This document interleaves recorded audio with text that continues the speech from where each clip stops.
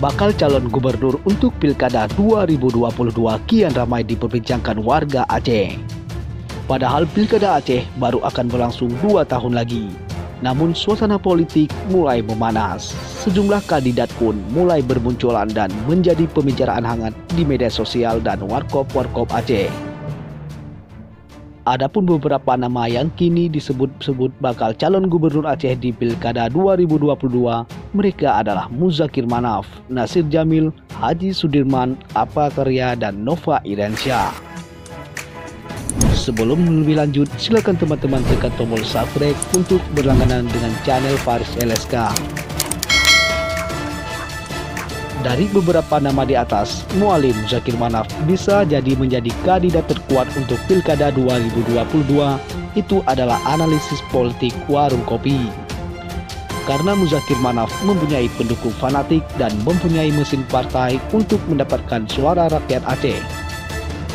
Mereka yang tidak ingin dan tidak senang dengan Muzakir Manaf menjadi gubernur Aceh, mereka sudah mulai membuat propaganda dan mengiring opini ke publik berbagai cara agar Mualim tidak ikut atau kalah dalam pesta demokrasi 2022 mendatang.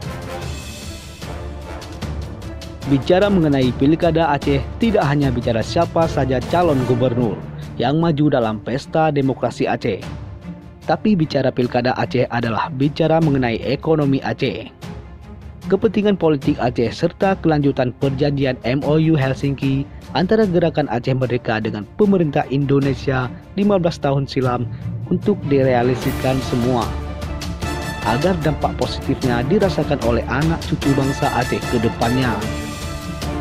Persaingan pesta demokrasi Aceh bukan semata-mata persaingan antar calon kandidat, akan tetapi persaingan dalam Pilkada 2022 nanti adalah persaingan antara kepentingan bangsa Aceh.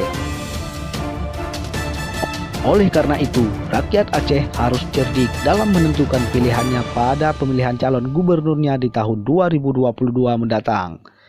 Terlepas siapa saja calon gubernur, tapi kita rakyat Aceh harus memilih calon gubernur yang peduli akan kepentingan bangsa Aceh ke depannya.